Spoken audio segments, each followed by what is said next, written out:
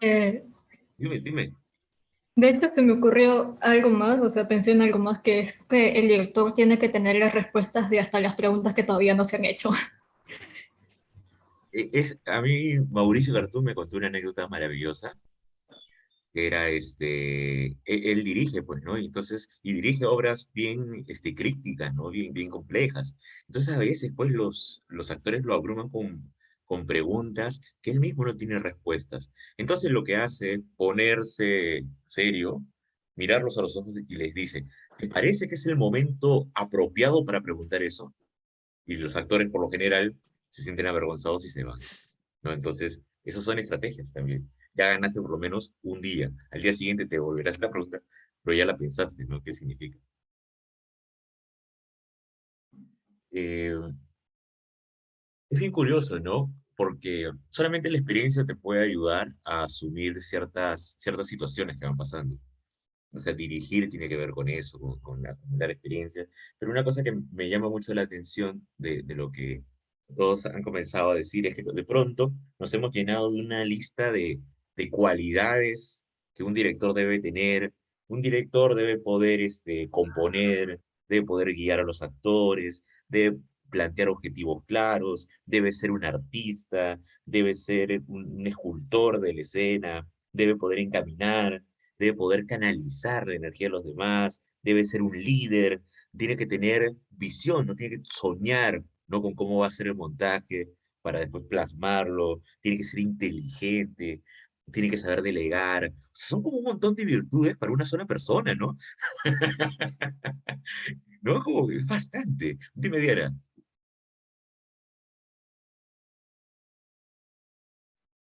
Bueno, perdón, yo nunca he dirigido nada, Ujú. considero, creo, me parece. Una obra de teatro no, quizá otras cosas sí, pero a ver, es pequeño,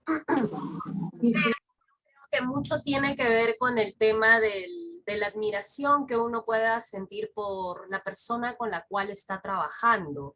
En el momento en el cual yo hice mis prácticas preprofesionales con los profesores que nos designaban en el ENSAT, o Ujú. sea, siempre he tratado yo de aprender de ellos. Y, por ejemplo, uno de los que me pareció, o sea, cada uno creo, trabajé con Fer Flores y con Heisen, cada uno dentro de su chamba, o sea, yo decía, Asu, qué capo, Asu, qué inteligente, Asu, no había visto de esta manera. Entonces, yo pienso que también de alguna forma uno como actor tiene que también, yo considero que perder no es malo, ¿ok? Entonces, para que haya como tipo una armonía entre todo, porque si bien es cierto, en algún momento cuando yo recién estaba postulando decían, si tú quieres enseñar, recuerda que el actor es muy egocéntrico, pero para enseñar uno tiene que aprender a dar, a compartir. Entonces tienes que pensar muy bien si te vas para la carrera de educación o de actuación. Entonces yo decía, no, yo soy súper egoísta y no, difícilmente puedo enseñar, decía yo. Entonces, ese es considero que una de las cosas un poquito duras en cuanto al tema que le toca a los directores. Por una razón. Lo que pasa es que yo soy locutora y actualmente yo dicto clases de locución en un centro de una locutora conocida. Y me ha pasado que yo suelo llevar las clases de cabina en las cuales de alguna forma tengo que guiar a los muchachos que empiezan a desarrollar las diferentes ramas de la locución.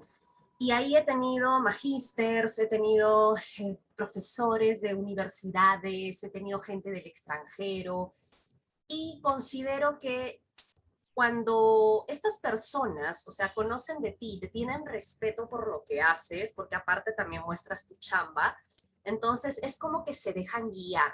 Yo considero que por ahí sí algo que he dirigido, por ahí, pero yo sí siento que tiene que haber mucho respeto por la persona con la cual se trabaja, que en este caso sería el director. A mí me parece que es un caso como y un punto bien bacán, porque justo mientras que lo contabas yo también pensaba, ¿no? Uno de los problemas que pasa cuando eres un joven director y no tienes experiencia o vas a dirigir tu primera obra, es porque de alguna forma eres el responsable, pues no eres el líder, y tienes que aprender a liderar con gente que es de tu misma edad o a veces mayores, ¿no? Esta cuestión de admirar y respetar. Yo con el tiempo he descubierto que tiene que ser como en todo. O sea, tú tienes que admirar, querer y respetar al actor con el que vas a trabajar. Tú tienes que querer trabajar con él y él tiene que querer trabajar contigo. Y el que te produce la obra tiene que querer también trabajar contigo o no. Y eso yo creo que es como el primer filtro de armar un equipo, ¿no? O sea, todos debemos querer estar acá, porque si no, cuando te salga algo mejorcito, te vas a ir, ¿no? Y eso no está bien, pues, ¿no? Eso te genera un montón de problemas, te deja en nada. Y eso tiene que ver con algo que me dijo Jimena, que es una amiga mía, que además ella fue mi maestra en un tiempo. Ella me decía, tú tienes que estar donde tu corazón esté.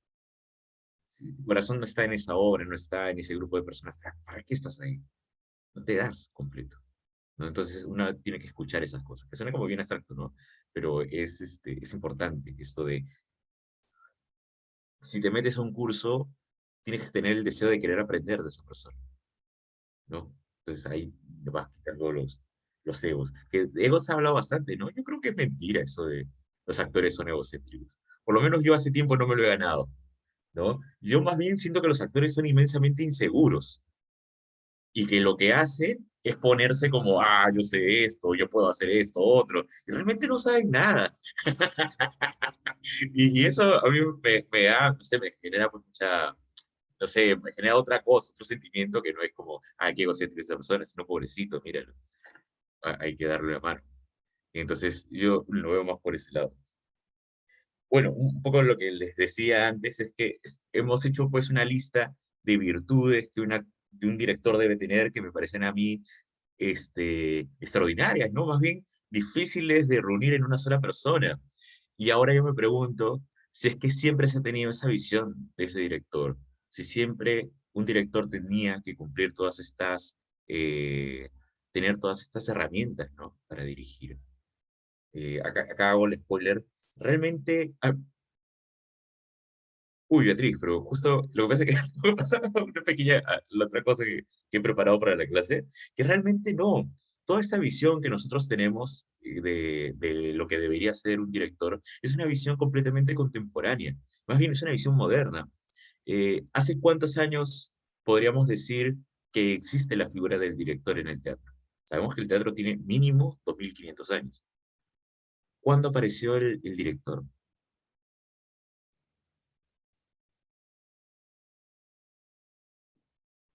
Apareció alrededor. Dani, ¿tú tienes ahí?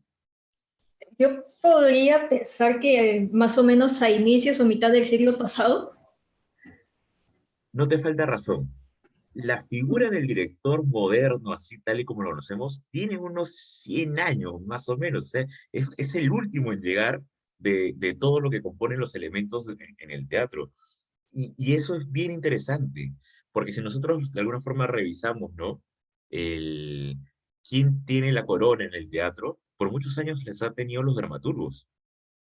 O sea, los grandes dramaturgos, Molière, Shakespeare, Lope de Vega, son como los que ellos hacen teatro, ¿no?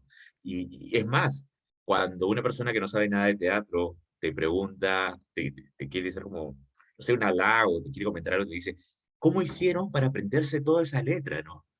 Siempre es un comentario como recurrente, es porque se ve como que el trabajo del actor es solamente aprender textos, ¿no? Aprender lo que escribió el dramaturgo, y no es así. Después hubo un tiempo donde apareció pues el actor que comenzó a tomar protagonismo y dice, acá estoy yo, ¿no? Y eso un poco pasa con la paradoja del comediante y por mucho tiempo se estuvieron peleando, ¿no? Entre el dramaturgo o el actor. Pero nada más hace 100 años aparece la figura del director y ahora también hay un gran conflicto porque hay una postura donde realmente el gran autor de la obra de teatro es el director, no el dramaturgo, no los actores. O sea que es debatible, ¿no? Entonces tiene bastante que discutirse ahí. Y eso lo haremos más adelante. Pero es interesante.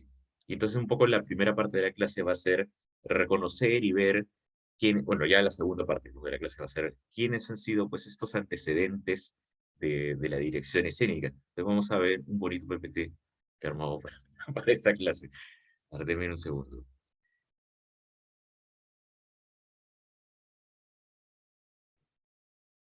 sea, realmente no es tan bonito, ¿no? Por el inicio.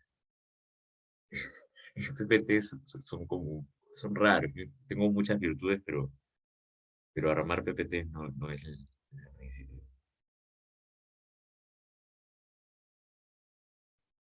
A ver, les doy permiso completamente para interrumpirme si algo no queda claro, si avanzo muy rápido, si de pronto hay algo que no se entiende, me interrumpen nomás. También voy a intentar mantener el diálogo y voy a intentar no ser muy aburrido. ¿De acuerdo? El curso se llama Fundamentos de Dirección Escénica, yo soy Drago Santos. Vamos a ver, este primer tema son los antecedentes de la dirección escénica. Eh, Todo empieza, a ver, gran paréntesis, no gran salvedad. Este, la historia que voy a contarles es la historia del teatro occidental, ¿no? Del teatro hegemónico, del teatro europeo. ¿Por qué? Porque la gran historia del teatro es la historia de aquellos que no la pueden contar. El hecho de que el teatro sea efímero condiciona mucho la posibilidad de tener documentos actorales. Yo sé que ha habido teatro en diversas culturas y ha habido teatros en diversas partes del planeta, incluso antes que los griegos, pero no tenemos realmente una documentación tan sólida para comenzar a armar como una especie de antecedentes, ¿no? Entonces, voy a ir por esta versión. Eso no quiere decir que yo niego todo lo anterior, más bien, eh, poco a poco les voy a comenzar a dar ciertos datos que tienen que ver con esta historia nunca contada del teatro, pero la verdad es que hay muchas cosas que nunca vamos a saber, ¿no? Están perdidas pues en las líneas del tiempo. No sabemos cómo se llamaban los actores de la compañía de Shakespeare, no sabemos qué tal iba Lope de Vega cuando tenía que dirigir, no sabemos muchas cosas y nunca las sabremos.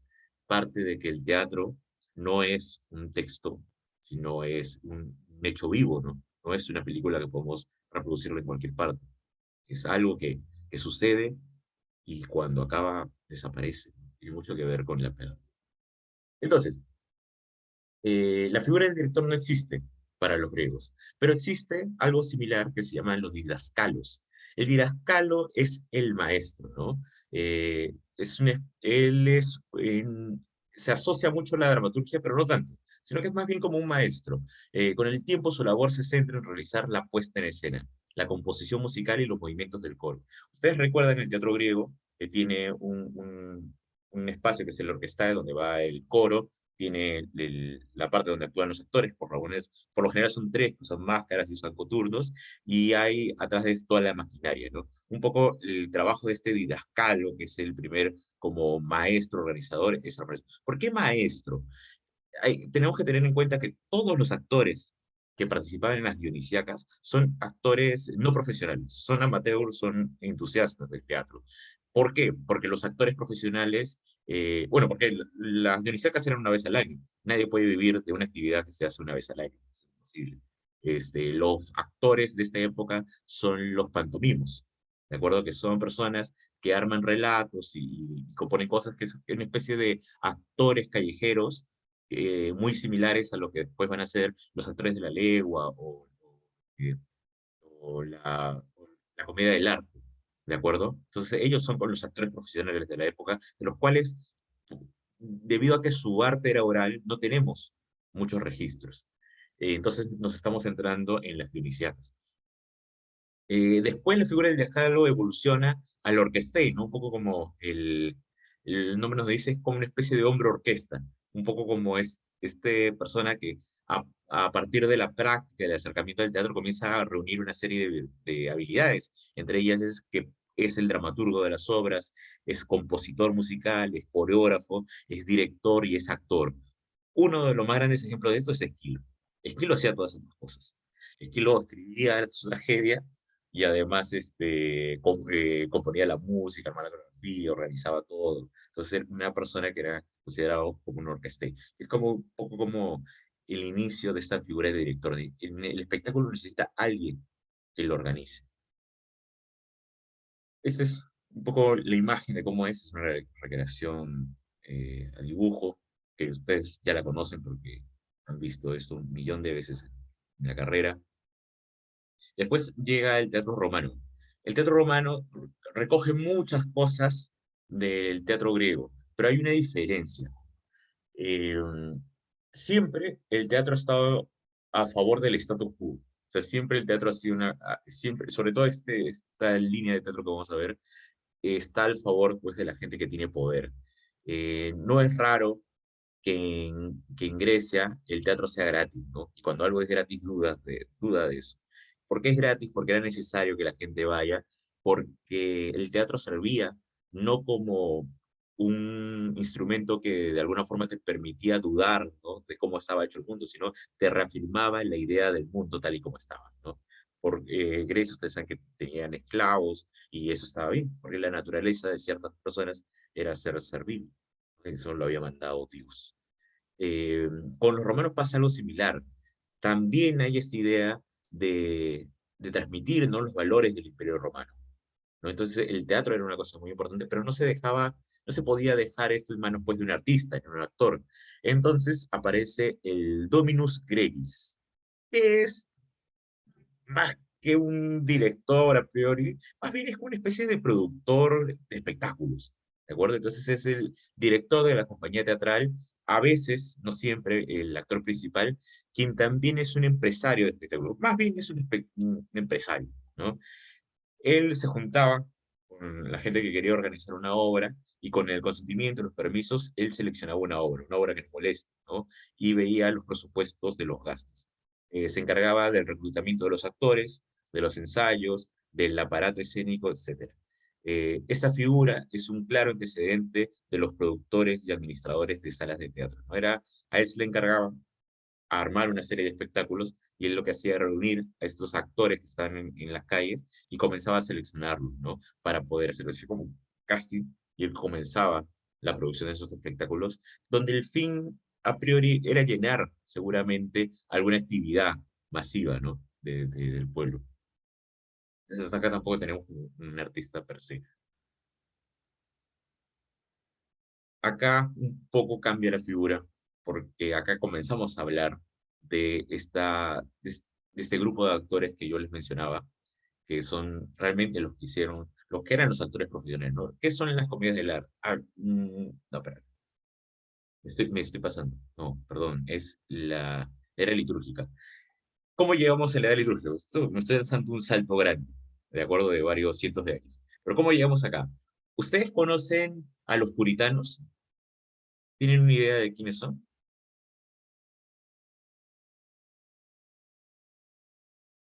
Los puritanos son una especie, o sea, nacen a partir de una idea y una interpretación de la Biblia. Los puritanos son los que llegan a Estados Unidos, no son estos que tienen su pañuelito acá, que comen pavo, que de alguna forma evangelizaron el norte de América, pero ellos no son solamente eso, son gente realmente muy peligrosa. Ellos derrocaron a la monarquía británica, hicieron que el rey huyera, no lo mataron. Y cuando asumieron el poder, eh, decidieron que no se vuelva a representar teatro, porque consideraban pues, que el teatro era una cosa diabólica, ¿no? Por este juego de ser y no ser, como, a ver, no soy, pero parezco ser otro ser, ¿no? Esta especie de desdoblamiento que tenían los actores. Eh, es bien curioso porque en esos tiempos en Alemania hay el caso muy famoso de un exorcismo donde se practica, ¿no? La ceremonia, el demonio sale y le preguntan, ¿no? ¿Dónde te metiste al cuerpo de esa mujer? Y el demonio responde, en el teatro. El teatro condenado como una cosa pecaminosa y tenía que alejarse de Europa. Y por eso llegamos un poco a esta edad oscura. Pero bueno, el teatro llega a esta edad oscura así, como desaparecido. Lo contradictorio es que el teatro vuelve a aparecer en el seno de la Iglesia Católica. ¿Cómo así? Mucha gente de esa época no sabía leer, o sea, la gran mayoría de personas no sabía leer. Entonces era necesario representar fragmentos de la Biblia para que la gente sepa ay, ¿cómo se llama esto? Perdón,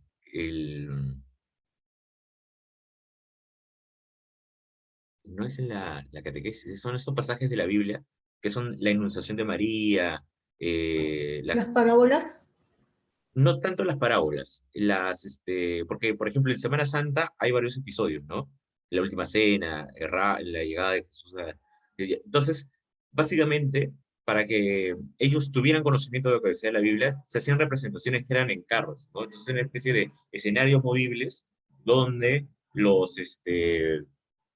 donde se representaban estos pasajes.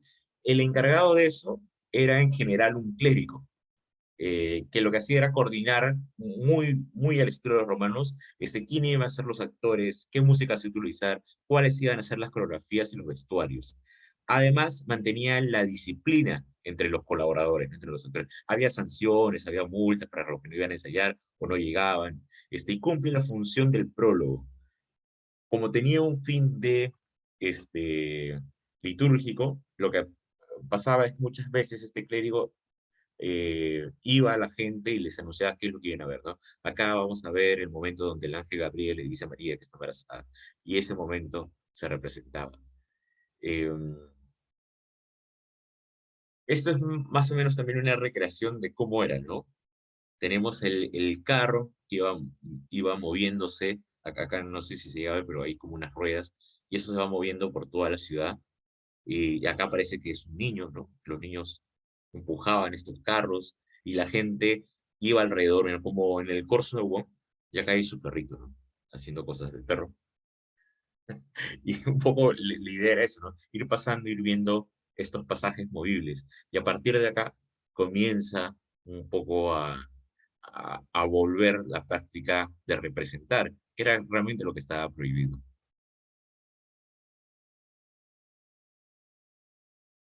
Un poco saliendo ya de la era oscura, y comienzan a aparecer las compañías en general las compañías familiares de teatro.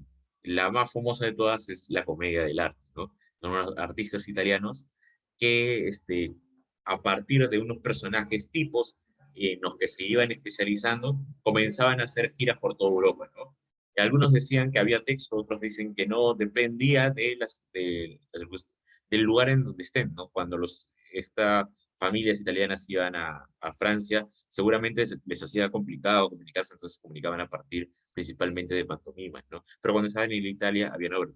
Creo que de la Comedia del Arte existe actualmente solamente dos obras que se pueden considerar que son parte, ¿no?, del repertorio. Uno es el Hombre con dos jefes, Hombre con dos patrones, Arlequín, Siervo de dos señores, creo que ese es el título original, y otra que tiene que ver con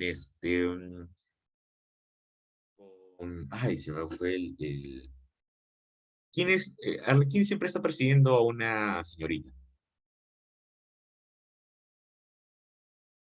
Bueno, pero sí lo ubican, ¿verdad?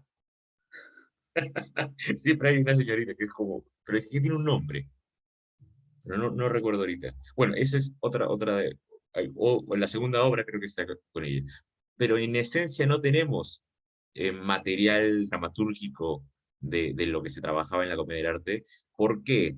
Porque muchas veces ese material era improvisado, dependiendo de la ciudad en donde estaban, dependiendo de la coyuntura, dependiendo de, de la situación. Mucho material era adaptado de otras obras. A veces, incluso en la misma obra que se había representado ya varias veces, se hacían pequeñas modificaciones.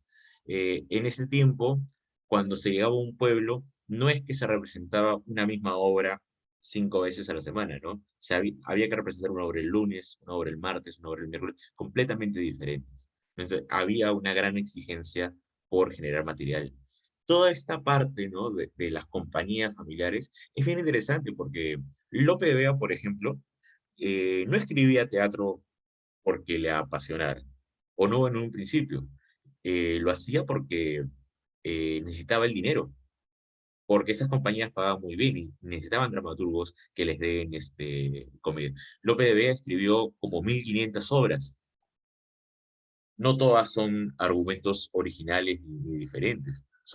Muchas son la misma obra con diferentes finales o pequeños cambios, ¿no?, modificaciones. Pero había esa necesidad de producción. Igual Shakespeare. Shakespeare pensaba que iba a ser famoso por sus sonetos, no por sus obras de teatro. Entonces, el teatro es visto siempre como un entretenimiento más bien popular cuando comienzan a aparecer estas familias. Pero como todo en la vida hay categorías, ¿no? Esta es como la categoría más común, y después van a haber otros especialistas en teatro que van a dedicarse a hacer obras para reyes, para príncipes, para nobles. Acá un poco el organizador de esto, que no, realmente no es un organizador, sino que hay, por ejemplo, una leyenda que dice que era muy difícil negociar con las compañías de comedia del arte, porque eran una familia y siempre tenían disputas y esas cosas. Entonces dijeron, tienen que nombrar a un corao. ¿Qué es el corao? Es el director de la compañía, que se encarga de organizar el espectáculo, de adaptar los argumentos, pero sobre todo de negociar. Si yo quería contratar a unos actores de la comedia del arte para el cumpleaños de mi hija, eh, es más fácil negociar con uno que negociar con 10. Era importante que existiera una figura que fuera como el director de esa compañía. Esa es una representación también de más o menos cómo era. A mí me gusta un montón porque me genera, siempre esto me genera cierta como, esta idea de, o por lo general cuando, y ustedes lo deben saber, cuando un chico se acerca a estudiar teatro, se escribe el ensayo el primer año, o se va a otro sitio a querer actuar, lo hace únicamente por la fama y el dinero. Está movido nada más por la ambición, por la ganancia. Pero esos actores, su perspectiva no era volverse famosos. O sea, era imposible que mucha gente los recordara, ¿no? Estaban enmascarados, estaban como muy disfrazados para ser recordados en un trabajo que realmente no era muy bien visto. ¿Ustedes saben a qué se refiere el término los cómicos de la legua? Se llamaba cómicos de la legua a todas estas compañías familiares porque no se les permitía tener una casa en una villa, ¿no? Entonces tenían que vivir una legua de distancia. Y cuando morían, no podían ser enterrados en cementerios cristianos. El mismo Molière, que hizo obras para el rey de Francia, él terminó enterrado en una fosa común. Y eso es algo que a mí siempre me conmueve bastante porque nosotros somos herederos, ¿no? Más bien de esa tradición, de gente apasionada por el teatro, apasionada por la actuación, que lo hace principalmente por ese amor que siente por representar, ¿no? Entonces creo que uno, cuando se sube a un escenario y actúa, un poco está teniendo como el testimonio, ¿no? De eso. Entonces me parece toda esta parte de la historia de estas compañías, ¿no? Errantes, a mí me genera como mucho sentimiento. Me parece como muy paja. Pero no sé si es que yo en esa época hubiera decidido ser actor igual o hubiera sido panadero. ¿Qué hubiera sido más sencillo? ¿Qué hubiera sido más honorable? No lo sé, pero de todas maneras hubiera ido. No siempre a ver teatro. Mientras tanto, en Inglaterra pasaban otras cosas, ¿no? La reina Isabel I, apoyaba nuevamente el teatro, ¿no? Entonces se necesitaba también alguien que los organice. ¿Qué pasaba? El reino, obviamente, la reina Isabel reinaba, pero no podía estar en todas partes. Entonces había ciertos lores, ¿no? Que tenían dentro de toda la responsabilidad, ¿no? De velar por las buenas costumbres. El lord de Shakespeare es el Lord Chambelán. Y él nombraba a un hombre como el Master of the Revels, que son los que supervisan las festividades reales, ¿no? Y ellos muchas veces contrataban actores y compañías. Un poco de eso pasa en Hamlet, ¿no? ¿Se acuerdan? Que Hamlet contrata un grupo de actores que estaban de paso por ahí, pero el Master of Rebels tenía que ver, ¿no? Qué, qué tipo de material estaban usando para no ofender a nadie, ¿no? El Master Rebels tiene varias libertades, como comprar los materiales para el vestuario, la utilería, y convocar a las compañías de actores e imponer ciertos dramaturgos y obras. puede obligar a las compañías a ensayar delante de él y hacer correcciones de los espectáculos, cosa terrible. Bueno, aunque aún pasa eso. Hace mucho tiempo, cuando yo salí de la escuela, nosotros con un grupo de compañeros hacíamos una obra que nos fue bastante bien, y después comenzamos a venderlas a centros culturales, y siempre nos citaban para hacer una función privada, que era frente a la gente que dirigía, ¿no? El Centro Cultural de España, el Centro Cultural de Británico, y nos decían, ya, a ver, ¿qué están presentando? ¿No? Y si la obra les gustaba, nos daban, nos contrataban pues, para hacer función. Si no les gustaba, simplemente no nos volvían a llamar nunca.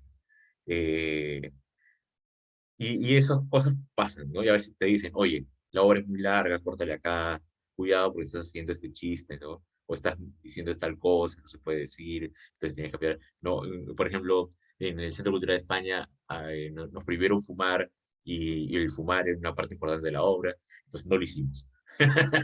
Pero lo tuvimos que surtir de otra forma, ¿no? Pero un poco eso, vas modificando a partir de la gente que te contrata, ¿no? Pero los Master of Rebels tuvieron muy buenos aliados. Estuvo Sheffield, por ejemplo, ¿no? Y eso permitió que el teatro isabelino tuviera un gran vuelo, un vuelo que recordamos hasta ahora. Esa es un poco la estructura de un teatro isabelino, seguramente ya la conocen, ¿no? Con los balcones, con la gente acá abajo, con el escenario, siempre al aire libre, porque obviamente no había luz eléctrica y había que aprovechar, ¿no? Las horas del día y de la tarde. Es bien curioso porque la gente del pueblo se exponía acá, ¿no? En la parte baja de, del espectáculo, y los nobles, ¿no? Se iban a los balcones. Ahora es completamente al revés, ¿no? Tú quieres comprar una entrada y las de acá abajo son las más caras y acá arriba mandan a la gente pues que no está bien, pues, ¿no? Que salga la primera. El- es bien curioso porque imagínense dar función acá. Estoy seguro que el sonido de un celular hubiera sido lo último que te molestara. O sea, la cantidad de bullicio, de gente vendiendo cosas, de gente con sus animalitos, hubiera sido bien, bien difícil, ¿no? Ganar la atención de todos ellos. Hay una película que a mí me gusta bastante, que es Shakespeare in Love. No sé si alguien la ha visto. Bueno, qué bueno, qué bueno. Yo creo que se representa muy bien cómo era el teatro en esa época. Cómo era hacer teatro ahí y la pasión que movía, ¿no? También hay otra película que se llama Shakespeare nunca existió, donde se da la hipótesis, ¿no? De que Shakespeare nunca fue, de que realmente no fue él, sino que fue un varón el que escribió sus obras. Y la película está más o menos, pero hay una escena maravillosa donde se presenta la obra en un teatro isabelino y te das cuenta y ves las pasiones que se movían ahí, ¿no? Y el teatro siempre ha sido como hay que entenderlo, que ahora de repente no es tan así, pero en ese momento pasaba algo mal, una coyuntura, ¿no? Se perdía una guerra con los franceses, Shakespeare escribió una obra como Ricardo V y la gente se emocionaba mucho, ¿no? Porque dentro de esa obra se podía tomar revancha, ¿no? Entonces, como, es bien bacán, es bien bacán tener, que se pueda un poco acceso, ¿no? A estas reconstrucciones. Acá hay un fragmento de Shakespeare que seguramente ya lo conocen, es de Hamlet, cuando habla con los actores que contrata. Lo pongo acá porque, si bien no sabemos nada de cómo Shakespeare dirigía a sus actores o organizaba su compañía, tenemos este fragmento que alguna luz nos da. Hamlet le dice a los actores, eh, no manotees así acuchillando el aire. Moderación en todo, puesto que aún en el torrente, la tempestad y por mejor decir, el huracán de las pasiones, se debe conservar la templanza que hace suave y elegante la expresión. A mí me desazona en extremo ver a un hombre muy cubierta la cabeza con su cabellera, que a fuerza de gritos estropea los efectos que quiere expresar y rompe y desgarra los oídos del vulgo rudo, que solo gusta de gesticulaciones insignificantes y de estrépito. ni seas tampoco demasiado frío. Tu misma prudencia debe guiarte. La acción debe corresponder a la palabra y esta a la acción. Cuidado siempre de no atropellar la simplicidad de la naturaleza. Es bien interesante esta parte, ¿no? La acción debe corresponder a la palabra y esta a la acción. Eso es bien Stanislavski. Esta situación que nos revela un poco de que Shakespeare tenía como este ánimo, ¿no? De hacer sus obras mesuradas, ¿no? Había como una visión de cómo debe ser la representación bien hecha. Pero por otra parte también a mí me genera cierta como, este, ciertas cosas meterme en esa situación, porque imagínate que te llaman, ¿no? A Palacio de Gobierno, y viene pues el hijo de Castillo a decirte, mira, tu obra tú la tienes que actuar así, la tienes que hacer así. Mm, Mucho caso. Pero le diría, oye, cállate la boca, yo sé lo que estoy haciendo. ¿No? Por muy hijo de presidente que sea. Entonces a mí también, siempre que hay esta parte, yo digo, ¿por qué no le responden a Hamlet? Cuando yo dirija Hamlet, algo de eso habrá.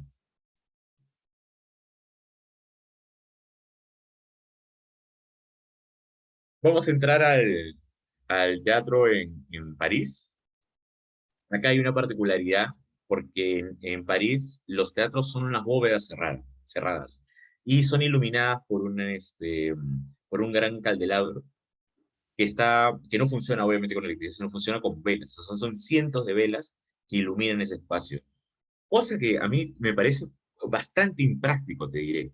Les diré a todos. Porque debe hacer mucho calor, ¿no? Estar en un espacio cerrado con eso. Y además, la cera de las velas no caía sobre el público que está acá abajo. O sea, bueno, usaban sombrero, pero igual no me parece tan práctico. Sin embargo, el hecho de que sean cajas negras permitía muchas cosas. Permitía, entre una de esas, que se pudieran hacer espectáculos de noche, permitía poder jugar con luces y con sombras. Eh, Cyrano de Bergerac, la obra que hicimos, tiene que ver, ¿no?, con ese tipo de teatro. El primer acto, cuando Cyrano irrumpe, eh, lo hace en un teatro como este.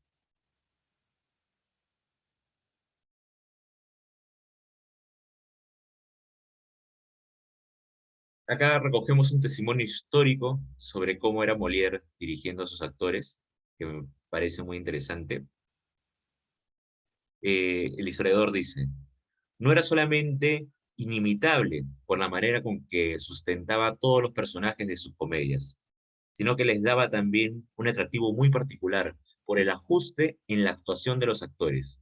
Una mirada, un paso, un gesto, todo era observado con una exactitud desconocida hasta entonces en los teatros de París, ¿no? A veces tenemos la idea de que el teatro clásico era representado solamente por los actores y que solamente era un esfuerzo por contar la historia, pero por lo que recogemos de Shakespeare, por lo que recogemos de Molière, había una intención de dirigir y de generar esta ilusión, ¿no? Bien. Bueno, esta primera parte, vamos a darnos un break en un ratito porque creo que hemos hablado un montón. Bueno, en esta primera parte podemos sacar algunas conclusiones, ¿de acuerdo?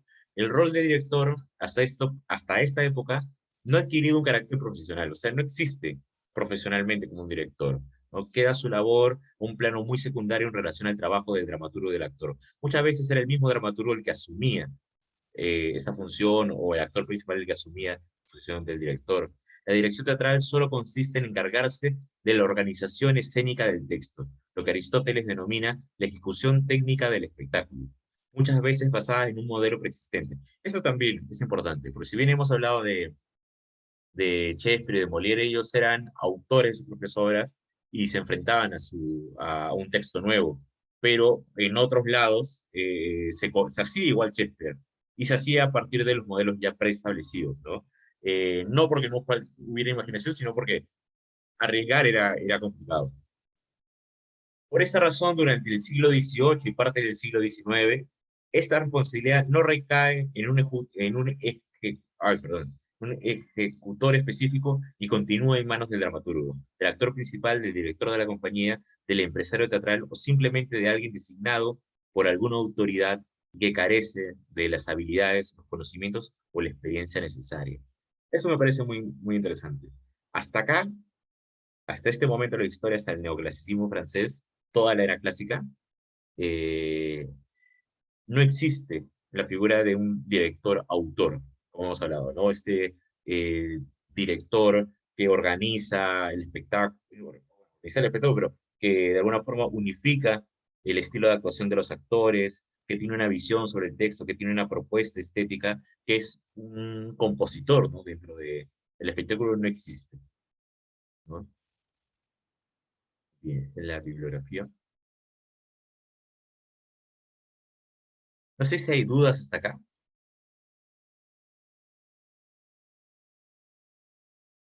Todo bien. Ok.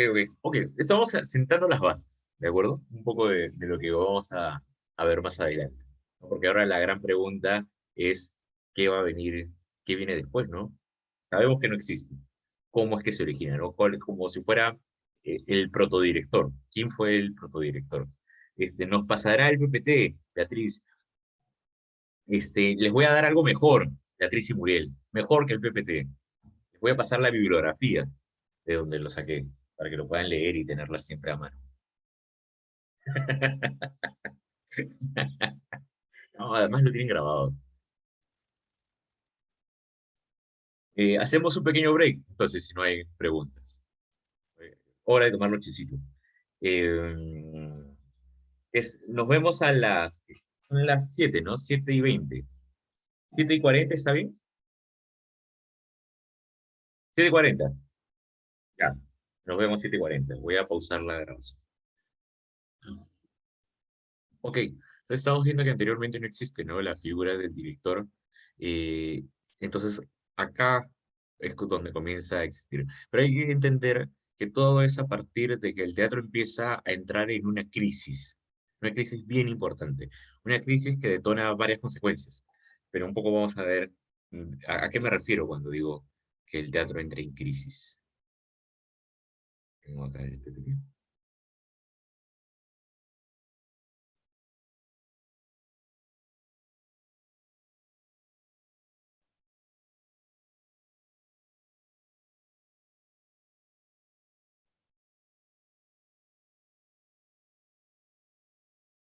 Ya.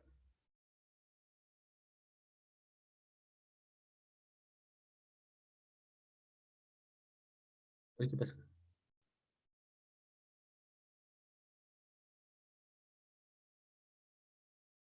En un momento.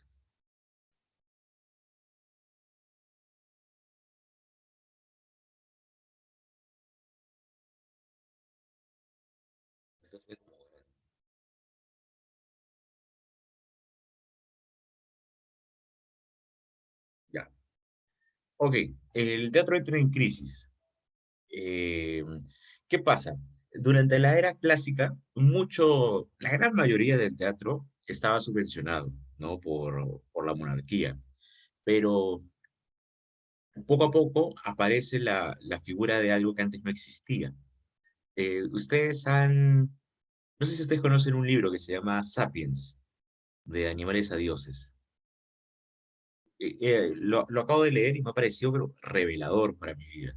Eh, un poco lo que nos cuenta es la historia de la humanidad y nos dice que de alguna forma el rumbo de la humanidad es hacia crear una gran cultura colectiva, ¿no? O sea, crear como hacia una única cultura. Y para eso lo voy a buscar, ¿de acuerdo? No lo tengo en PDF, pero lo voy a buscar y se los paso, porque me parece muy interesante. Eh, Vamos hacia una sola gran cultura y nos dice, hay grandes conquistadores, que no necesariamente son hombres, ¿no? Que han logrado unificarnos. Uno de esos grandes conquistadores unificadores es el dinero. A todo el mundo, sin importar su nacionalidad, su religión, su raza, su condición social, a todo el mundo les gusta el dinero. y ese deseo por el dinero es completamente irracional en el ser humano. O sea, no tiene una respuesta biológica, ¿no? Es simplemente algo que se ha inculcado en la mente. Viene un árabe y me dice, toma acá $100 y baila, yo bailo. No lo dudo, no lo pienso, sería la forma más fácil de conseguir $100. Eh, pero igual, si ese árabe fuera ante un japonés, si fuera ante un ruso, todos tendrían la misma reacción, ¿no? Ah, Dani, ¿tienes el libro en PDF? Pásalo por el chat, pues. Rótalo, rótalo. Entonces, el dinero es algo que si bien ha unificado a todos en una misma ambición, porque todos hacemos lo que hacemos por dinero, en el fondo, eh, el dinero es algo que no existía en la era clásica, ¿no? Lo que tenían la monarquía, los grandes lores, eran terrenos, era tierra, ¿no? Y lo que la tierra produjera. Cuando aparece el dinero, aparece también el burgués, aparece eh, los comerciantes, y la burguesía lo que hace es romper el orden establecido. Antes tú nacías príncipe y morías príncipe, y tus hijos iban a ser príncipes, ¿no? Tú eras Lord Chapelier, y toda tu descendencia iba a ser Lord Chapelier. Cuando eras campesino igual, ¿no? Ser campesino, quedabas como campesino, y lo más probable es que tus hijos también sean campesinos. Pero cuando aparece el dinero, se rompe toda estructura, y ese campesino que de pronto comienza a hacer zapatos de cuero, comienza a tener poder económico, un poder económico que los nobles no tienen, y tiene la posibilidad de comprar su título. Y eso un poco destruye este orden social en el cual hemos estado viviendo por cientos de años. Y aparece uno nuevo, ¿no? ¿Eso en qué afecta al teatro? Si antes había un loro que te daba 10.000 monedas de oro para hacer tu obra, ahora necesitas 10.000 personas que te den una moneda de oro para hacer tu obra, ¿no? Entonces, eso cambia. Y cuando algo necesita, ¿no?, el 100% del favor del pueblo, necesitas de la popularidad para sobrevivir, comienzan a aparecer ciertas figuras que comienzan como a eclipsarlo todo, ¿no? Entre esos, los actores. Y aparece la figura del divo, ¿no? Los grandes divos del teatro, que son gente que, como las grandes estrellas actuales, convocan personas. Y un poco se trabaja en función de que esos divos, pues, convoquen gente, la gente va para verlos. Hay actores muy famosos de la época que está pasando un avión,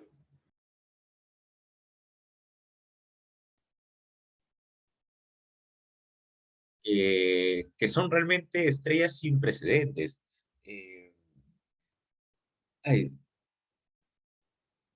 perdón, la memoria. ¿Se acuerdan de Duce, verdad? La actriz italiana, la que inspira un poco a Shakespeare, a Stanislavski. Duce siempre es comparada con una actriz muy famosa,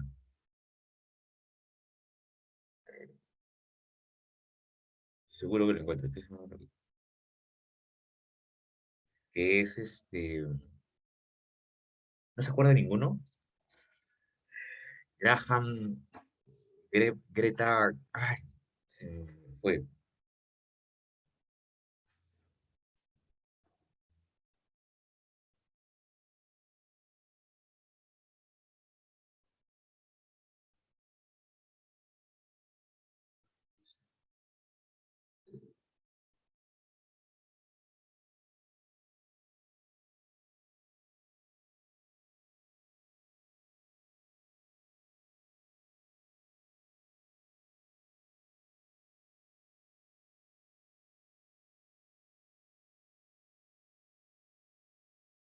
Ya, me fue el nombre completamente, no lo encuentro. Bueno, es una actriz muy famosa, que incluso vino a Perú cuando era muy mayor. Vino a Lima, pero estamos hablando de 1800 y tanto, ¿ya? Y la gente levantó el carruaje de esta actriz y la llevó en hombros por todas las avenidas principales del Perú. O sea, realmente era una superestrella, como si hubiera llegado Madonna, ¿no? A Lima. Incluso era tan famosa y era tan increíble, que ella interpretaba el papel de Hamlet. y lo interpretó incluso cuando llegó a los 88 años y no tenía una pierna. O sea, ella con una señora de 88 años con la pierna de palo hacía de Hamlet, por la idea de ir a verla, a esa señora.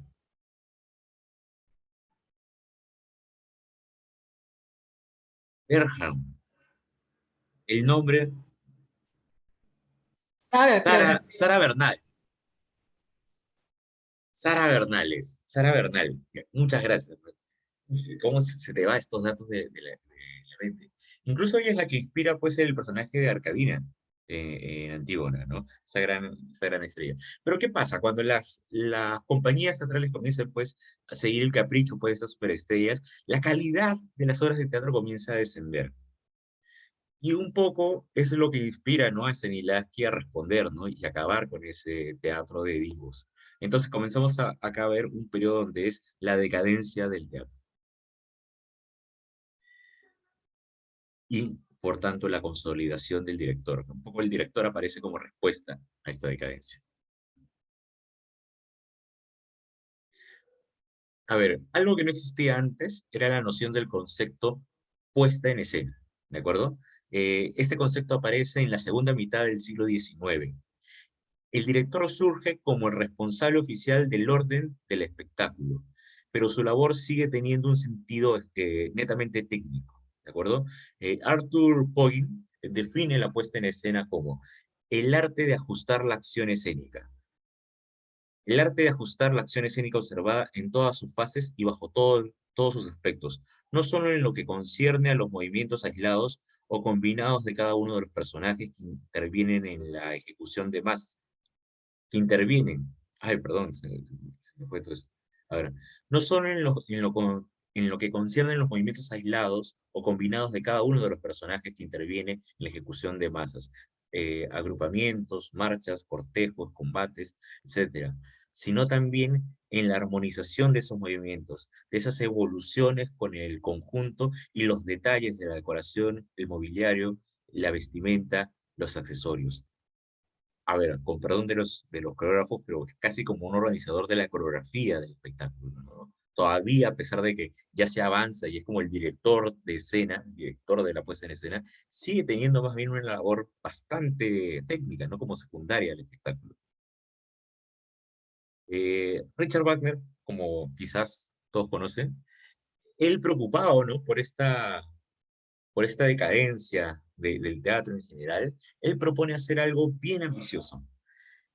Hay en Europa en esa época como, así como nosotros tenemos como esta idea del futurismo, y nos gusta imaginar qué va a venir en el futuro, ¿no? Los autovoladores, el momento en el que nos puedan poner prótesis mecánicas, ¿no? Podemos hacer mitad cyborg, mitad seres humanos. Ellos tenían como punto máximo de la civilización humana a la civilización griega. Querían volver a ser como los griegos.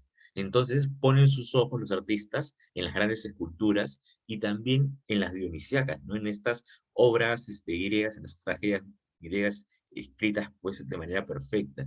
Y entonces Wagner propone sintetizar en un solo espectáculo, en un espectáculo único, todas las artes existentes, las cuales describe con el nombre de Word on Drama, que significa poesía, música y drama.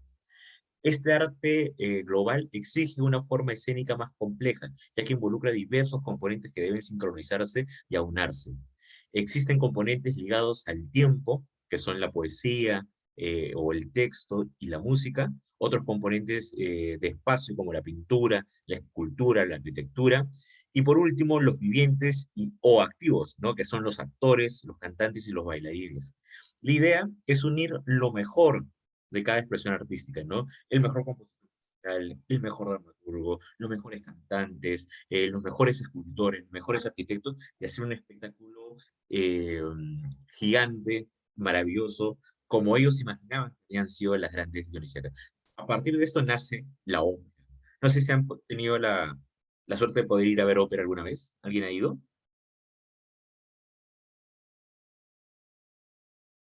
Eh, Diana, ¿qué tal? ¿Qué tal tu experiencia en la ópera? No, me confundí con el ballet. Ah, Ah, ya. sí, sí, me confundí. Lo he Eh, visto la por tele. ópera es, la ópera es algo bien particular. Yo he podido ir a ver ópera acá en Lima. se hace para un grupo, se hace por pocas funciones, ¿no? No hay mucho público por eso, pero se hacen espectáculos increíblemente grandes. Eh, yo he podido ver en videos sobre óperas en el extranjero, cosas que para mí ya rozan lo absurdo. Una vez vi cómo el escenario se abría, o sea, la parte de atrás del escenario se abría, y lo atravesaba un barco, pero un barco a escala real, con gente arriba, lanzando pica pica y con músicos encima. Solamente pasaba, solamente pasó. Pasó, se fue, y eso fue un momento de la ópera. Yo digo, ese presupuesto para manejar esas cosas, es un presupuesto obviamente en el cual no nos acostumbramos, ¿no? Uriel por video de YouTube. Bueno, yo los invito a ver, pero es una experiencia bien particular, porque dura 4 horas la ópera. Sin embargo, es muy reconfortante, ¿no? Te sientes ahí y si logras conectar con lo que está pasando, te permite como tener otra acercamiento de los sentidos. Pavel, dime. Yo aquí en Lima he asistido a óperas, no al de, este, no esas óperas masivas, sino las que de forma amateur algunos artistas han impulsado. Y hace el año pasado, me parece que Romeo Castellucci dirigió una ópera, o sea, dirigió la parte escénica de la ópera. Entonces duró la ópera 4 horas. mm, y bueno, pues, eso sí pude ver porque fue como de acceso libre, ¿no? Estaba transmitido por el Inter. Ujú. Pero Eso. sí, es diferente, porque el sentido de la ópera tiene que ver con este grado de que es grande. Cuando vas al Teatro Nacional y ves la inmensidad de esa escenografía, con lo que está pasando ahí, o sea, un poco el chiste es eso, ¿no? Es sentirte pequeño frente a la inmensidad de lo que se plasma ahí, ¿no? Entonces, es toda una experiencia. O sea, si un día les da curiosidad y tienen la posibilidad de ir, vayan. Eh, no les puedo asegurar que se van a divertir, pero les puedo asegurar que se van a sorprender. Es como si uno va con la idea de sorprenderte, te sorprendes. Entonces, volviendo un poco a esto. Entonces aparece, miren, en el momento de decadencia del teatro aparece la necesidad de buscar, ¿no?, un nuevo arte, que es la ópera, un arte más grande, conjugue todas esas cosas. Entonces, lo que dice Wagner es que el director debe evitar todo aquello que traicione esta intención de unidad, ¿no? Estos grandes espectáculos unificados en la visión de un director, que es la única justificación válida de toda puesta en escena, ¿no? Eh, Acá lo gracioso es que Wagner cuando dirigió no hacía eso, ¿no? Wagner le daba eh, mucho más cuidado a la parte de la dramaturgia y a la parte de la música que a la dirección de actores y a la dirección ¿Por qué? Porque un poco como lo que hablamos al inicio, de cuáles son las dificultades que se enfrenta el director, es que el factor humano, ¿no? Estos elementos vivientes, ¿no? Como se dice acá, son pues no los puedes controlar al 100%. Tú los puedes guiar, les puedes dar una dirección clara, pero nunca vas a saber realmente qué es lo que va a pasar, ¿no? Entonces, siempre Wagner se peleaba con los actores. Acá está Wagner. A mí me gusta mucho esta foto porque en las otras que buscaba siempre lo ves, pues, ¿no? Con este semblante austriaco, ¿no? Germánico, todo duro. Y te das cuenta acá, Wagner, una cara de felicidad con su esposa y su hijo, ¿no? Y después dices, tener que ir a enfrentarme con un grupo de actores irreverentes, ¿no? Pero bacán. O sea, tenían curiosidad de cómo era Wagner, Wagner, ¿no? Y su familia. Entonces, la pregunta, ¿no?, que estaba anticipando todo ese tiempo. ¿Qué detona el origen del director teatral moderno, ¿no? Ya hasta acá, con Wagner podemos ver el protodirector, ¿no? Toda la intención de ser un autor, la puesta de escena, la composición, ¿no?, global de las cosas. Pero, ¿en qué situación estamos, ¿no?, de la crisis? Eh, Algunos estudiosos lo atribuyen a problemas prácticos relacionados con la mayor complejidad de los medios técnicos y la necesidad de transformación del espacio escénico. Es verdad, comienza a avanzar la tecnología y ahora hay otros elementos, como por ejemplo puedes poner música grabada, tienes iluminación porque hay luz eléctrica, se comienza a ver toda una serie de elementos que antes el teatro no tenía con que lidiar, ¿no? Entonces, eso es importante. Entonces necesita alguien que más o menos conozca estos elementos. Es también una reacción ante la mala calidad de los espectáculos, como ya mencionaba, que estaban bajo el predominio del divo o del actor estrella, eh, preocupados solo por su lucimiento personal, sin considerar el valor del texto y la unidad del conjunto escénico. Es consecuencia de la aparición de dramaturgos que no se involucran directamente con la producción de sus obras. Esto también comienza a pasar.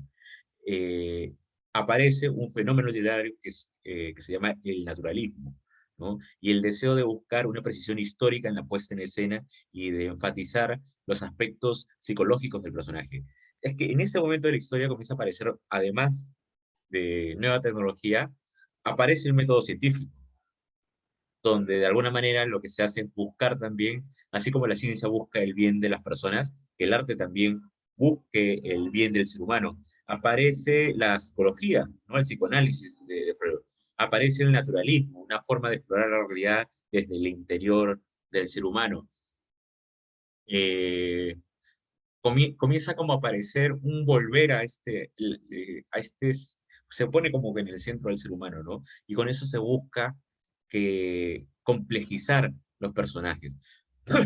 Creo que ustedes ya saben, cuando uno hace un personaje de una obra clásica, realmente el personaje clásico te dice todas sus intenciones. Yo no dudo de nada de lo que diga Hamlet. Seguramente es verdad. Yo no dudo nada de lo que diga Lady Macbeth. Seguramente es verdad. Pero en los personajes que exploran el naturalismo, que exploran nuevas obras, yo ya no estoy seguro si están diciendo la verdad o están mintiendo. Mucho peor ahora, ¿no? En donde ya ni siquiera puedo contemplar si lo que me cuentan pasó en verdad, ¿no? Porque todo pasa a ser muy subjetivo, como es la experiencia humana, ¿no? La experiencia humana es subjetiva. Eh, el crítico teatral Bernard Thor nos explica: a partir de la segunda mitad del siglo XIX, deja de existir en los teatros un público homogéneo, que eso también es algo importante, netamente diferenciado según el tipo de espectáculo que se le ofrece. Desde este momento ya no existe ningún acuerdo previo o fundamental entre espectadores, obras de teatro, acerca del estilo y el sentido de los espectáculos. ¿Qué pasa? Como se rompe estos patrocinios, ¿no? de la gente poderosa, la gente que está aficionada al teatro comienza a mezclarse. Como vemos en obras, por ejemplo, eh, como Nuestro Cirano, todas las clases sociales van a los espectáculos teatrales. Y ahí se pueden ver nobles con plebeyos, y acá comienza a verse los burgueses con los antiguos aristócratas. Pero si bien los burgueses, es que esto es bien interesante, ¿no? Si bien los burgueses tienen el dinero, el poder económico, lo que no necesariamente tienen es la educación. Y una de las grandes victorias es poder comenzar a tener nuevas generaciones que vayan a las universidades.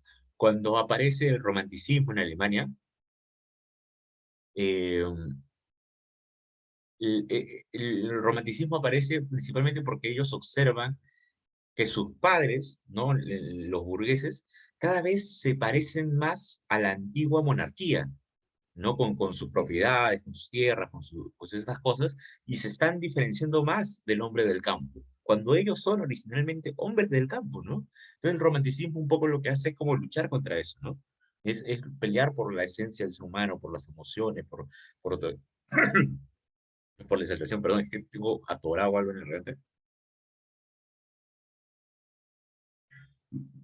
Entonces hay como un intento de, no nos olvidemos, ¿no? De que somos gente del campo, que antes trabajaba la tierra, cosa que, bueno, no va tanto así. Entonces hay como estas divisiones entre un arte que comienza a moverse entre lo elevado, como quería hacerlo Wagner, y lo popular, ¿no? Para sobrevivir. Entonces aparece, curiosamente desde la monarquía misma, el duque George II de Saxe-Meiningen. Esta persona es considerada el primer director de la era moderna, ¿no? Él es director de escena, adaptador de texto, actor, escenógrafo, vestuarista, productor de sus propias obras. Él funda una compañía que se instala en el Teatro de la Corte. Desarrolla una importante actividad teatral en Alemania, principalmente entre 1874 y 1890. Si nosotros vemos Europa geográficamente, ¿de dónde salen los primeros grandes dramaturgos?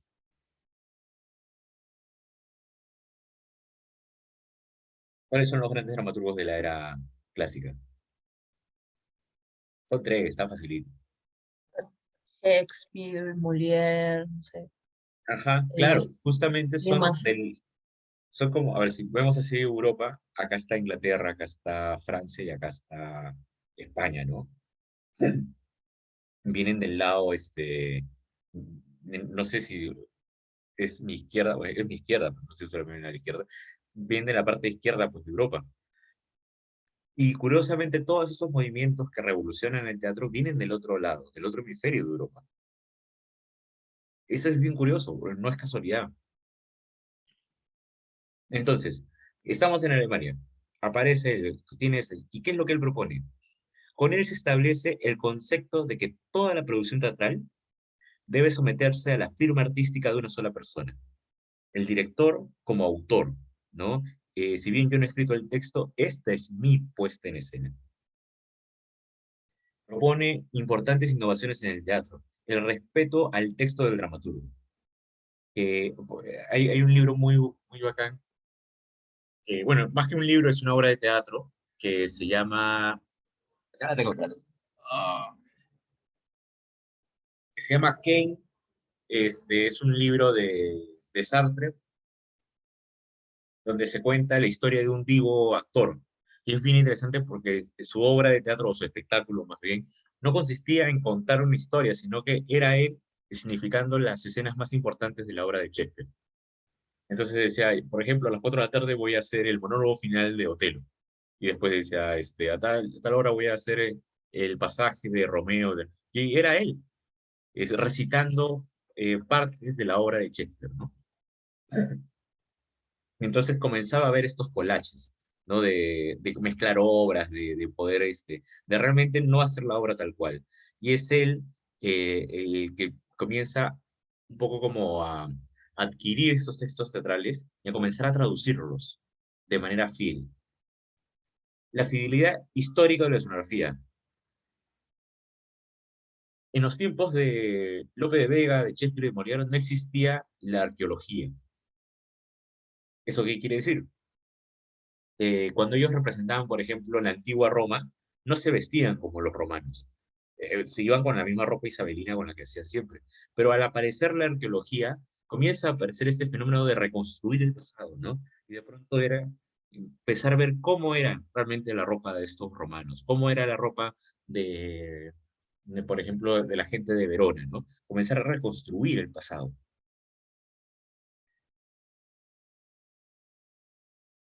Comienza a imponer la autoridad en las compañías de teatro, el rigor, la disciplina en los ensayos, se comienza a formalizar los ensayos, por ejemplo, ya no nos juntamos 2 veces a la semana a ensayar, sino nos juntamos todos los días, ¿no? De lunes a sábado a ensayar 6 horas, como debe ser. Se busca el realismo ilusorio, la dirección de masas, los criterios de composición. Los criterios de composición tienen que ver con la contradicción, con los conflictos, comienza a complejizarse la dirección escénica. Y la utilización de la iluminación y música y los efectos de sonido para construir atmósferas. Pero sobre todo, y esto es bien interesante, que se ve como uno de los valores que tiene que tener todo director es la capacidad de transgresión, de transgredir al público. Como ya mencioné antes, el teatro siempre ha estado como al servicio del poder, ¿no? Un poco protegiendo el status quo, pero cuando aparecen autores como, como Ibsen, comienza un poco a cambiar eso. Para la sociedad pues, burguesa de la época de Ibsen, ver que una mujer abandona su casa, abandona a su esposo y abandona a sus hijos es una cosa terrible, ¿no? Y sabemos de que el público que iba a ver esas obras se levantaba, hacía bulla, ¿no? Golpeaba el piso, gritaba para que Nora volviera, ¿no? Esa era la transmisión gigante. Era tan así que yo he podido ver con estos ojos, se han de comer los gusanos, que en las cartas de invitación de la gente bien de la época, ¿no? Se decía, por favor, al ingresar en la fiesta, no comente la nueva obra de Ibsen, ¿no? Es como estaba prohibido hablar de obras como Casa de Muñecas, como La Casa Rosmer, como El Enemigo del Pueblo, como Los Pilares de la Sociedad, como Espectros, ¿no? El teatro comenzaba a movilizar algo en la sociedad, ¿no? O comenzaba a romper, pues, las estructuras sociales, cosa que antes no pasaba. Y además me parece bien bonito eso, ¿no? Como yo soy director, tengo que incomodar un poco, ¿no? No mucho, pero un poquito. Es un poco incómodo, un poco transgresor. Este es el Duque George. A mí me gustan mucho estas dos fotos, porque es como el Duque George entrando a su primer día de escuela, ¿no? En la Escuela de Arte Dramático de Alemania, y terminando la carrera, ¿no? Esto es lo que le pasó. ¿Cómo cambia su mirada? O sea, es terrorífico. Pero les va a pasar a ustedes. Lo tengo por seguro.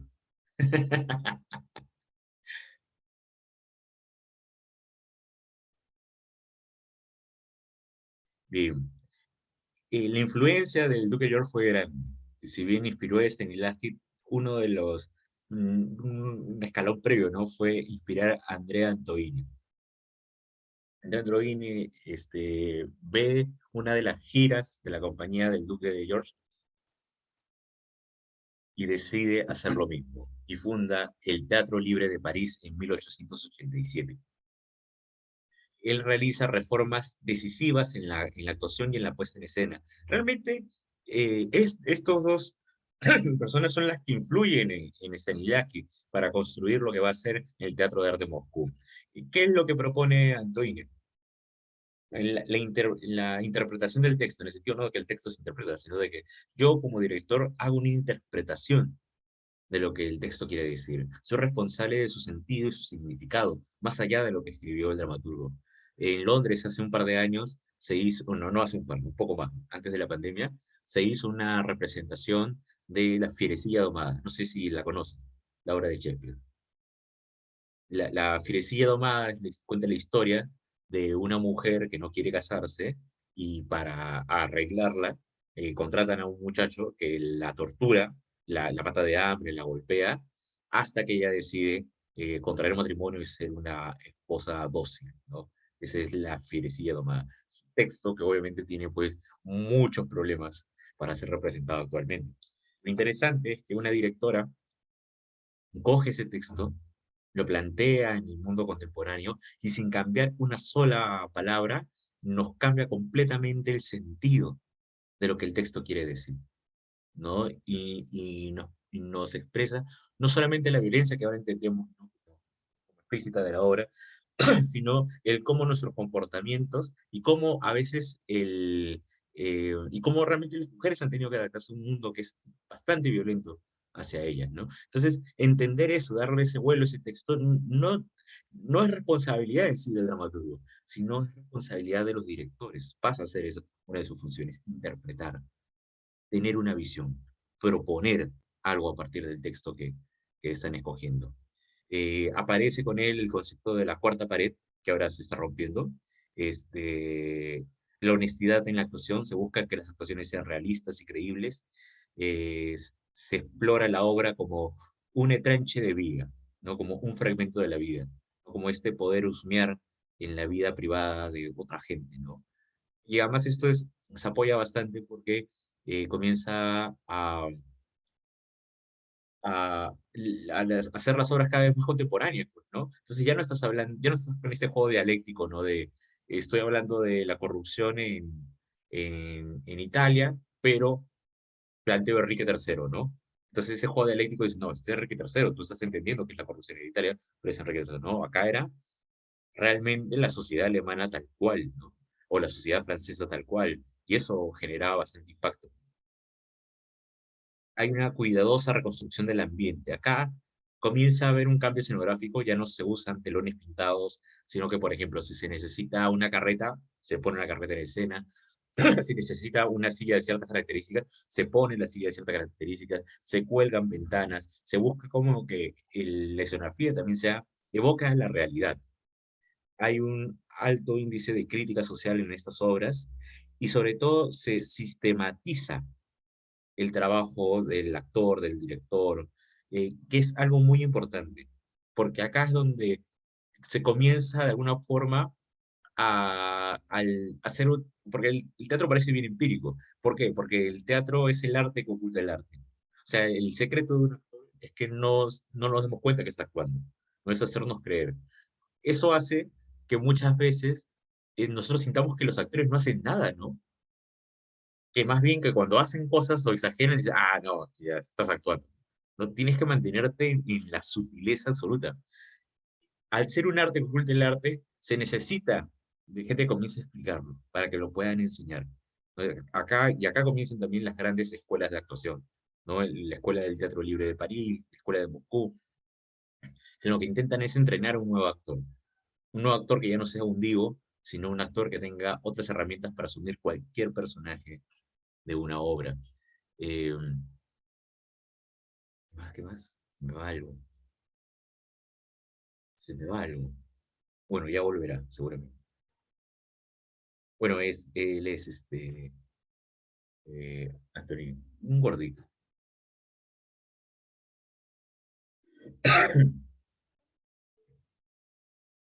Bien, entonces aparece el director como cargo profesional, ¿no? Esta aparición podemos datarla con, más o menos a fines del siglo XIX y a principios del siglo XX, ¿no? Estamos hablando de la época de Stanislavski y del Teatro Libre de París. Se redefine el teatro a partir del protagonismo de la dimensión escénica y de la evaluación del director como cargo profesional. Acá cuando hablamos del protagonismo de la dimensión escénica, es que ya no pensamos más que el teatro es el texto. Ahora pensamos que el teatro es la puesta en escena. El teatro es la representación del teatro mismo. No el texto, no solamente la performance, sino es el conjunto, es lo que arma el teatro. Las bases conceptuales del teatro moderno surgen de las propuestas nuevas de dramaturgos y directores como Strindberg, como Alfred Jarry, como Adolf Appia, como Gordon Gray. Con Gray nace el concepto de arte teatral independiente, donde el director se constituye en el autor principal, cosa que eso es bien polémico. Lo vamos a ver más adelante. El advenimiento de un hombre o mujer que reúna en su persona todas las cualidades que hacen a un maestro del teatro y la renovación del teatro en tanto que instrumento, cuando ésta se logra, cuando el teatro sea una obra maestra en su mecanismo, cuando haya inventado su técnica particular, engendrará sin esfuerzo su propio arte, un arte creador. ¿A qué hace referencia a esto? Hay que ver el teatro como un mecanismo que comienza a tomar vida, ¿no? El ensayo no es la obra de teatro. El ensayo es como un espacio preparatorio para lo que va a venir. La obra de teatro se compone de los actores que dan vida al espectáculo, se compone de una visión de un director, se compone de la visión también de un dramaturgo, pero se compone también de la visión de los espectadores presentes, ¿no? Sin eso no existe el teatro, sin todos estos elementos dándose en conjunto. Entonces, eso es bien interesante, ¿no? El teatro como un mecanismo que de pronto toma vida. Un espectáculo efímero. Entonces, podemos comenzar a llegar a algunas conclusiones sobre esta etapa. La autonomía obtenida por el teatro determina, durante el siglo XX, el auge de la puesta en escena y el reinado de los directores teatrales, ¿no? Durante el siglo XX, la hegemonía del teatro del centro se vuelve el director. Se reconoce al teatro como un objeto complejo híbrido, interdisciplinario, que no solo comprende el texto, sino los diferentes elementos de su enunciación escénica, actuación, escenografía, vestuario, música, danza, etc. Requiere de una ética y una estética específicas que son recibidas y descifradas por un conjunto de espectadores. Aparecen muchos directores que reflexionan sobre su práctica, estableciendo distintos puntos de vista sobre el teatro, incluso contradictorios. Konstantin Stanislavski, Meyerhold, Artaud, Erwin Pistaco, Bertolt Brecht, Jerzy Grotowski, Cantor, Barba, Bruch, y Irian Moskin, Robert Wilson, Amy Bogart, Frank Osborne, entre muchos otros autores que durante este bello curso vamos a empezar como a indagar en ellos y ver qué es lo que hacían. Es interesante pensar en la historia del teatro como una especie de lucha por quién está en el centro, ¿no? Vimos que los dramaturgos estaban en el centro del teatro, después los actores estuvieron en el centro del teatro, y después ahora se considera que los grandes directores están en el centro del teatro. Pero yo me pregunto, ¿nos podemos imaginar una obra de teatro sin dramaturgo? Sí se da varias veces. ¿Nos podemos imaginar una obra de teatro sin director? Yo creo que sí. Pero ¿nos podríamos imaginar una obra de teatro sin actores? Pues hubo alguien que sí lo pensó y casi casi lo logra. Pero de eso lo vamos a ver en una futura clase, que es bien polémico. La performance, claro. Eso es bien loco. Es como, para mí, esta es mi visión personal, no tienen que hacerme caso. El actor, la actriz son el eje central del teatro. O sea, no se puede o sea, hacer teatro sin ellos. Por más que se puede intentar, pero sin ellos es complejo.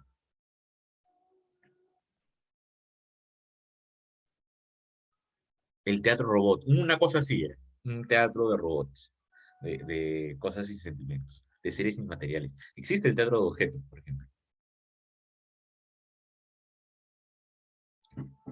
Eh, no sé si hay dudas acá, se avancé muy rápido. El teatro de animes. Dudas, preguntas, los aburrí, todo bien, se han quedado dormidos. Este,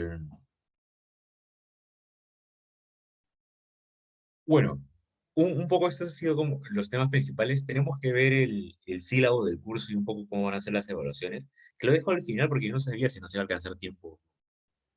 Ha sido principalmente por eso. A ver, denme un segundo.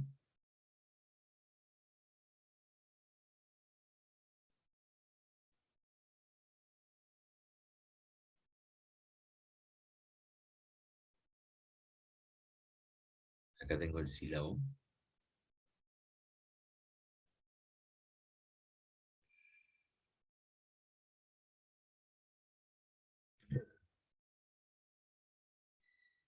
Bien. Este curso tiene la particularidad que vale solamente 3 créditos. Eso quiere decir que es el curso como más pequeñito de todos los que van a llevar en ese ciclo. Pero eso no quiere decir que no sea importante. Yo creo que es un curso bastante importante para todos nosotros. Y por eso les voy a pedir fervientemente que no falten, porque solamente son 3 faltas y queda fuera. Ya me parece que jalar por faltas es la forma más sonsa, pues, ¿no? De jalar un curso. Ojalá porque, en fin, pues, no, las cosas no se dan como uno espera. Pero no jalen por falta, por favor. Eh, ¿Qué cosas son importantes? ¿Cuáles son los logros de aprendizajes esperados? Son dos. La primera que vamos a explorar en esta primera unidad, antes del parcial, es comprender los conceptos, técnicas y métodos de la dirección escénica en el proceso de la escenificación a partir del conocimiento de los antecedentes de la dirección escénica y de las figuras más relevantes del siglo XX. Entonces, un poco estas clases van a ser un poco como charlas, donde vamos a ver contenidos de diferentes directores y vamos a poder dialogar y comenzar a conocer cosas que seguramente nos van a servir para fundamentar nuestro trabajo de laboratorio.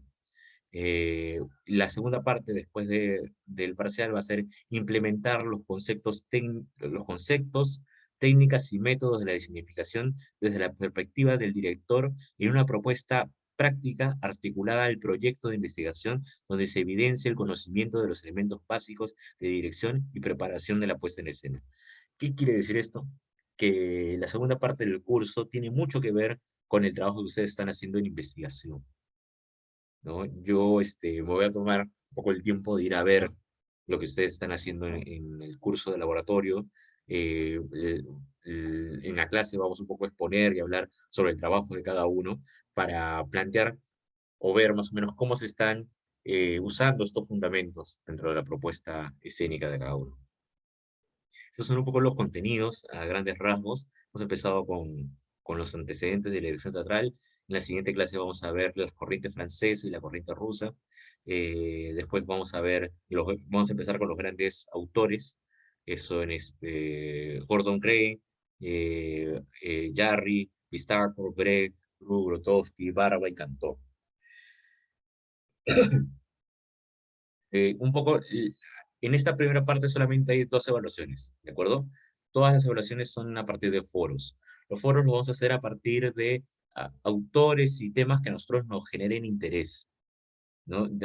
Siempre les voy a mandar cosas para leer, no muy extensas, de unas 6, 10 páginas a lo mucho, pero que me interesa que ustedes vayan reconociendo qué cosas les interesan, qué cosas les gustan o les llaman la atención, para comenzar a profundizar sobre esos. No se trata de que sean expertos en todos los temas, sino que se trata principalmente de que ustedes tengan una mirada general y comiencen a profundizar en 1 o 2 autores. Luego del parcial, vamos a centrarnos más en elementos prácticos, de acuerdo de la dirección escénica. Son los elementos de la dirección, la preparación de la puesta en escena, la puesta a partir de un texto, el conflicto, ¿no? Como estímulo para la creación, que esto se aplica mucho a la performance, se aplica mucho a la creación colectiva, ¿no? Vamos a hablar sobre unos temas grandes del teatro: la memoria, la violencia, el erotismo, el miedo y los estereotipos. Y por último, que es un tema que, bueno, como ya se va a acabar el curso, de repente no vamos a profundizar tanto, pero me parece importante que lo veamos, es cómo se dirige pues un musical.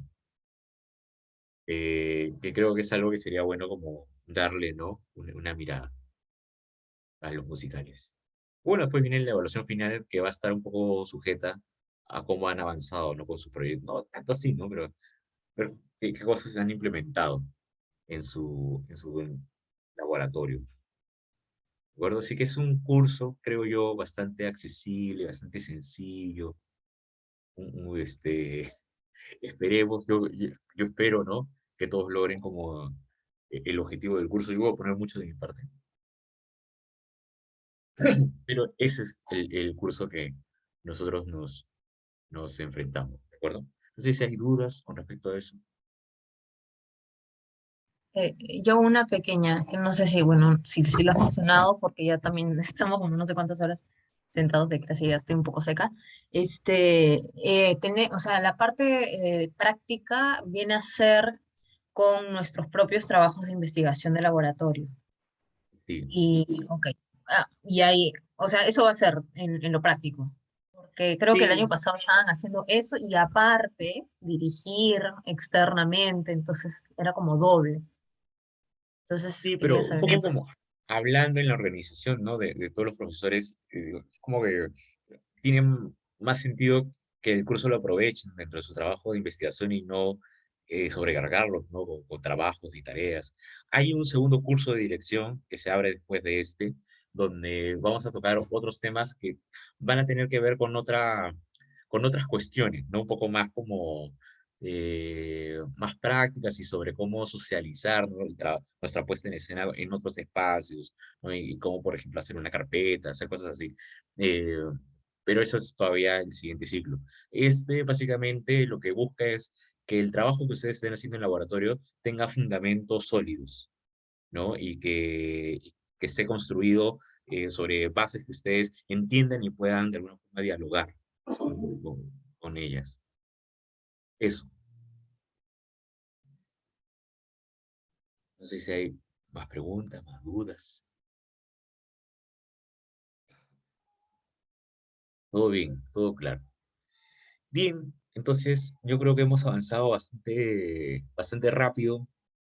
eh, y no sé, yo también no tengo, me ha dado mucho gusto verlos después de tanto tiempo. Me hubiera gustado que fueran más. Pero bueno, somos los que somos. Y ya estaremos como desarrollando este curso. Es un curso de una vez a la semana, así que espero que sea tranqui. El horario puede ser un poco cansado, ¿no? Porque es de noche. Por suerte cada uno está en su casa, ¿no? Yo ya termino esto y me voy a dormir. No voy a hacer nada más. Soy una señora a esta edad. Bueno, Tengo eh, otra dudita. ujú. Ya que, por ejemplo, o sea, por ejemplo, digo, ya que vamos a trabajar con el tema de nuestro trabajo de investigación, y eso, por ejemplo, lo vamos a hacer creo que lo vamos a presentar en prácticas, o sea, no sé, como que tenemos 3 cursos que están enfocados a eso. Algunos creo que van a mantenerlo virtual, otros lo van a convertir a presencial, entonces, ¿cómo vas a hacer para evaluar eso? O tendríamos como que grabar nuestras presentaciones presenciales, en caso de los presenciales, y se muestra en clase, o cómo sería. Bueno, como yo soy solamente uno, a ver, un poco mi disposición es, si alguien lo va a hacer de manera presencial, yo iría a ver la clase, pues, ¿no? Y entonces, en vez de que hagas dos presentaciones, pues hacemos una. Yo aprovecho ahí para ver y después comentamos, ¿no? Igual en esta clase siempre va a haber como, o sea, aparte de la segunda parte, va a haber como exposiciones, ¿no? Donde ustedes van a mostrar cosas, eso, pero lo importante es que tengamos como la experiencia de saber qué está haciendo el compañero, ¿no? Y ver, o sea, a mí me interesa, porque es que la dirección del teatro, como hemos visto, tiene que ver con el espectáculo en sí, ¿no? O sea, mucho sentido no tiene si uno no lo presencia y solamente lo cuenta, no, hay que pasar por esa experiencia, ¿no? Y poder decir también sensaciones y poder decir algo más allá de lo técnico, ¿no? Porque técnicamente te puedo llenar de recomendaciones, pero de repente la sensación ayuda también, ¿no? A dar más luces, ¿no? Como esta parte se siente muy larga, como esta parte no genera el efecto que creo que pretendes hacer, ¿no? Entonces ahí podemos utilizar ya la técnica para interpretar, pero es importante. Igual los que están haciéndolo y si deciden hacerlo de manera virtual, no hay ningún problema también, ¿no? Porque entendemos el espectáculo desde otra mirada y donde todavía los componentes de la dirección escénica pueden ser aplicados, ¿no? No hay ningún inconveniente. Así que yo me adaptaré, pues, ¿no? ¿Y quién va a hacer lo suyo presencial? Ahora ninguno, ¿no? Ya. eh, Diana. Solamente Diana. Lo que pasa es que recién se nos ha informado como que hay la posibilidad de hacerlo presencial. Ujú. Entonces, al menos yo, en mi caso, estoy entre veremos. Imagino que el tiempo de la redacción de la tesis y ciertas corroboraciones me van a decir, no lo dejas en virtual o lo pasas luego a presencial, ¿no? Entonces, ahorita, como recién vamos una semana, no tenemos como certeza de si vamos a traducir nuestras propuestas virtuales a presenciales, ¿no? O una mezcla de estos, ¿no? Bueno, por eso yo lo diseñé un poco para que sea después del parcial, ¿no? Ya después del parcial yo creo que ya nada se mueve, ¿no? Sí. O sea, realmente, chicos, por mí no hay problema. Yo me adapto a lo que hay, ¿verdad? O sea, no una cosa que me ha enseñado sobre todo la dirección escénica es a no hacerme tantas ideas preconcebidas, ¿no?